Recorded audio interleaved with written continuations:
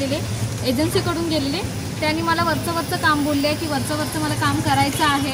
ह्या हिशोबाने मी काम केलं. थोड्या दिवसांनी त्यांनी मला मालिश करायला स्टार्ट केलं. मी ते पण केले. त्यांनी मला 18 तारखेला डायरेक्ट बोलले की माझ्या प्रायव्हेट पार्टला हात लावून त्यांनी पाणी काढ म्हणून. तर मी त्यांच्या मिसेसला बोलले की ते मला असं बोलले म्हणून.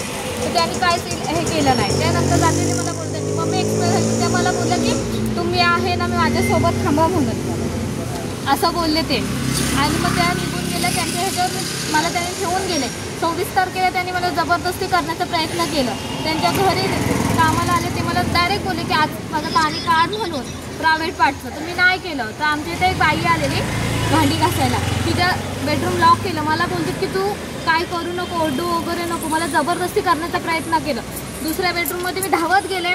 तिथेही त्याने मला लॉक केलं, बंद केलं. तिथे गेल्याच्या नंतर मी बाहेर गेले तर दरवाजातून त्याने मला ओढत आणलं बाहेर. ओढून आणून दरवाजा लॉक करून स्पीकरला गाणी वगैरे लावून मला जबरदस्ती करण्याचा प्रयत्न केला. मी जोराने बोलते की मला बाहेर जायचं आहे, मला जायचं आहे. एजन्सीला मी बोलते आहे तरी त्यांनी मला काहीच हे केलं नाही. मी त्यांना जोरात बोलते की मला बाहेर जायचं मला तुमच्यासोबत नाही राहायचं. तरी पण त्यांनी मला जबरदस्ती करण्याचा प्रयत्न केला. नंतर मग मी बाथरूममध्ये गेले की जेणेकरून बाथरूममधून मला आवाज जाईल. बाथरूममध्ये गेले. बाथरूममधून त्यांनी मला बाहेर ओढत आणलं. बाथरूम लॉक नाही करायचा. त्यांनी बाहेर आणून हे केलं. जबरदस्तीच करण्याचा माझ्यासोबत प्रयत्न केलं. काही तक्रार वगैरे नोंदवले का त्यांच्या विरोधात? हो पोलीस स्टेशनला हे केलंय म्हणून नोंद केलंय मी. मला न्याय मिळालाच पाहिजे.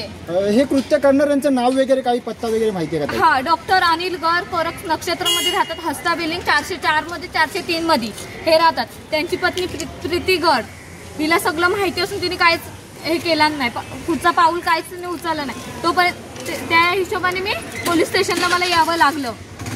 अजून काही महिला आहेत ताई, काय सांगाल असं जो आहे प्रकार? आमच्यासोबत पण अनिल गर्गनी तसंच केलं आहे. मी अर्बन कंपनीची प्रोफेशनल आहे. माझ्यासोबत पण त्यांनी तसंच केलं आहे. मला रूममध्ये ते माझे चप्पलसुद्धा घेऊन बेडरूममध्ये घेऊन गेलेले. आणि प्रत्येक रूम त्यांनी लॉक केलेला, पडदा लावलेला. ती पोरगी झोपलेली होती. ही पोरगी 24 तासाचं काम करते तिथं. ती झोपलेली तेव्हा त्यांनी मला बुक केलेला.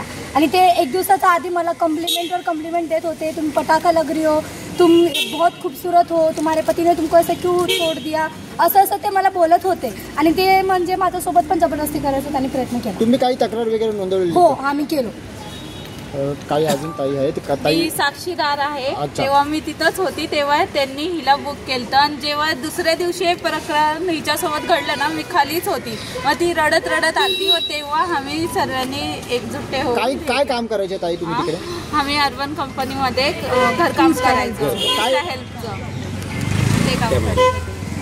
नमस्कार, मी निरिमा बोलते. मला पण तेच सांगितलं होतं. मी अलिबागवरून आले होते कामाला. मला पण तिने तेच सांगितलं होतं सरांनी का बोलता असं वरवरचं काम आहे. आणि मी तिथे गेल्यानंतर आहे ना, रात दिवस नुसती मालिश करायला लावत होती. आणि नंतर त्यांच्यासोबत आहे ना बेंगलोरला घेऊन गेले. आणि बेंगलोरला घेऊन गेल्यानंतर आहे ना त्यांची बायको गार्डनमध्ये गेले होते. आणि ते आहे ना डायरेक्ट माझ्या अंगावर येऊन चढले. मी त्यांच्या बायकोला सांगायचा प्रयत्न केला तर ती मला म्हणते काय तू बोलते त्याच्या अंगावर चढले असेल. म्हणून मी कायच बोलले नाही. मी घाबरून रडायलाच लागले. तर तिने मला रात्रीचं 2 वाजता आहे ना सर बाहेर काढलं आणि माझ्या अंगावर लाथ मारली. आणि मला बोलायला लागली तुला जेवायला पण देणार नाही. मला 2 दिवस जेवायला पण दिलं नाही तिने. याच्या प्रकरणामध्ये काही तुम्ही तक्रार वगैरे नोंदवली होती का ताई? कोणत्या पोलीस स्थानकामध्ये? नाही, तेव्हा मी कुठे नोंदवली नव्हती. पण आज मी सर नोंदवले पोलीस स्टेशनमध्ये ठाण्याला. ताई, तुम्ही त्या एजन्सीमध्ये जे काम करतायत त्या एजन्सीवाल्यांना काही तुम्ही ह्याच्याबद्दल जे काय ते माहिती वगैरे दिली होती का? हो, एजन्सीला मी आदल्या दिवशी मी फोन केला एजन्सीला बोलले की असं एजन्सी मला बोलली निघ. त्याच रात्री माझ्यासोबत हे झालं. त्याच्यावर मी स्वतःहून निघाले. त्या एजन्सीने काही कारवाई वगैरे केली का? त्या म्हणजे आता जर ती एजन्सी आहे ती एजन्सीने काही त्यांना जी आहे ती काही हे केलं का? तक्रार त्यांच्या विरोधात काही तक्रार? नाही. दुसऱ्या दिवशी एजन्सीला मी रेकॉर्ड पाठवता. एजन्सीने मला फोन केला आणि मला बोलते बघ तुला आम्ही काढायला सांगितलं, आम्ही तुला काढलं. तुझा पेमेंट होता, आम्ही तुझा पेमेंट दिला. त्याच्यानंतर तुझा आणि आमचं कॉन्टॅक्ट संपलं. जे बोलायचं होतं ते त्यानं मी बोलून झाले. आता तुला कंप्लेंट करायची, तू बिंदास कंप्लेंट कर. आणि कंप्लेंट करून मी एजन्सीला दुपारी 2-2:30च्या आसपास एजन्सीला मी फोन केला. 3-3:30च्या. एजन्सीने माझा फोनही रिसिव्ह नाही केला आणि अजूनपर्यंत एजन्सीचा मला फोन नाही आलाय.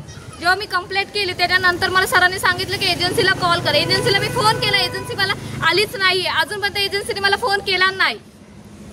ताई, तुम्हाला असं वाटतंय का पत्नी सहकार्य करते डॉक्टरची? हो सर.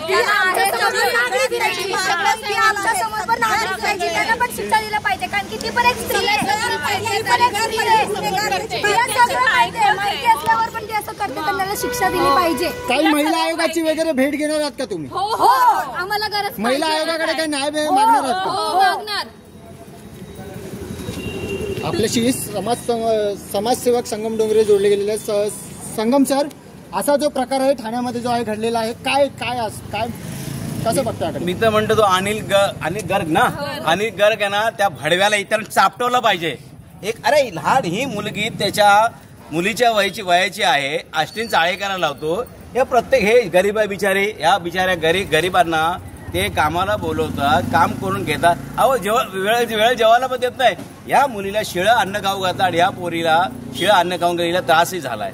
आणि अशा प्रकारे महिला जेव्हा मला त्रास झाला तेव्हा मी स्वतः दवाखान्यात गेले. मी त्यांना बोलले की मी दवाखान्यात जाते. लक्ष्मण पूजनच्या अगोदर 3-4 दिवस मी दवाखान्यात गेले. मला एमसीचा प्रॉब्लेम होता. माझ्या एमसीच्या गोळ्या त्यांनी काढून ठेवलं. का की तुला एमसी आली तर आमची पूजा राहील, ह्या हिशोबाने त्यांनी मला गोळ्या दिलं नाही. मी दुसऱ्या मॅडमना फोन केला की मॅम असं झालंय, मला गोळ्या तुम्ही पाठवून द्या, क्योंकि मला त्रास होत होता, ह्याने मी हे केलं. तरी त्यांनी काहीच केलं नाही. नंतर मग मला एमसी आली, मी सोनोग्राफी केलं. तर सोनोग्राफी मध्ये मला थोडा प्रॉब्लेम आहे, ह्याचा खर्च त्यांनी द्यावा मला, कारण की त्यांनी माझ्याशी असं वागलेत. सर काय सांगा, कसं बघताय प्रकरणाकडे? अत्यंत निर्दयनीय आणि क्रूर.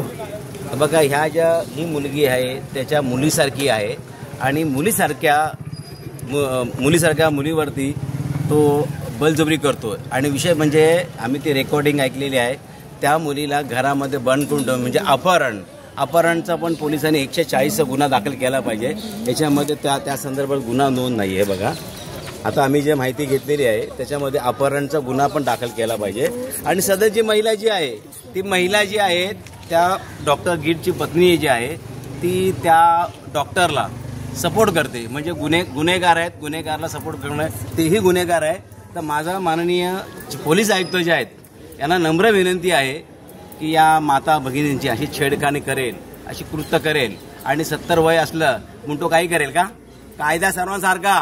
मी तर म्हणतो मला आज छत्रपती शासन पाहिजे होतं. चौरंग केलं, चौरंग. कारण 2-4 लोकांनी चौरंग केल्याशिवाय ना हे जे फडवे आहेत ना सुधारणार नाही.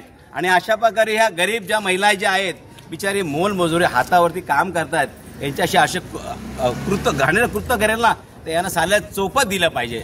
मी माननीय जे इतर सिनियर जे आहेत त्यांच्याशी बोललो की साहेब तुम्ही अटक करा. तर साहेब म्हणता की आमचा तपासाचा भाग आहे.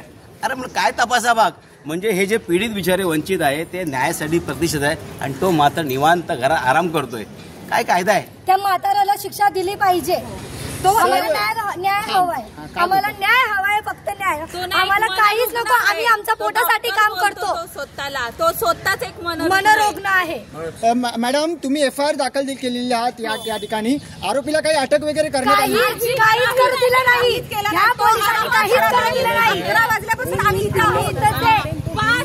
तो कधीच केला, थांबला नाही. तो कधीच केला. आम्ही 11 वाजेपर्यंत सकाळी 11ला आलो आणि मला पोलीस संशय नाहीये, पण पोलिसांनी जे 11 वाजताची घटना घडलेली आहे आजपर्यंत 6 वाजले, पण 6 वाजेपर्यंत ती जी FIR दाखल करण्यासाठी उशीर केला. आणि काही जी कलम जी आहेत ती लावायला पाहिजे होते. म्हणजे या महिलांना जबरदस्ती कोंडून घरात ठेवणं म्हणजे अपहरणाचा गुन्हा पण दाखवला पाहिजे. महिला दाखवला पाहिजे. आम्हाला माहिती आहे पोलीस सहकार्य करतील. सगळ्यात मोठी गोष्ट म्हणजे पोलीस आयुक्तांना काय आत्ताच आम्ही संगमजी आणि प्रमिलाताई मांगे मॅडम, आमचे भूषण सर्व या ठिकाणी सिनियर साहेबांच्या भेटलो तेव्हा आम्ही त्यांना एक मुद्दा आवर्जून मांडला की आरोपी पोलीस स्टेशनच्या आवारामध्ये येतो, तुम्ही त्याला घेऊन येता. आरोपी या ठिकाणी आले होते का? आरोपी फिर्यादीशी सेटलमेंटची वार्ता करतो. याचा अर्थ काय? खरं बघायला गेलं तर त्या मुद्द्यावर सुद्धा गुन्हा दाखल झाला पाहिजे आणि तो गुन्हा दाखल होत नाही. इथे फिर्यादी सकाळपासून बसलेत आणि आरोपी कोरस टॉवर मध्ये झोपलाय, AC मध्ये बसलेला आहे. म्हणजे काय मागणी करणार प्रशासनाला? कायदा आहे कुठे? प्रशासन आम्ही मागणी करतोय तो सदरचा जो आरोपी आहे त्याला तात्काळ अटक करा आणि ह्या माझ्या माता भगिनीला न्याय द्या. आणि हे सगळं न्यायासाठी 11 वाजून उभा आहेत आणि आता वाजले 6. आरोपी येऊन जातो यांना सोडतायत. हा कुठला न्याय आहे?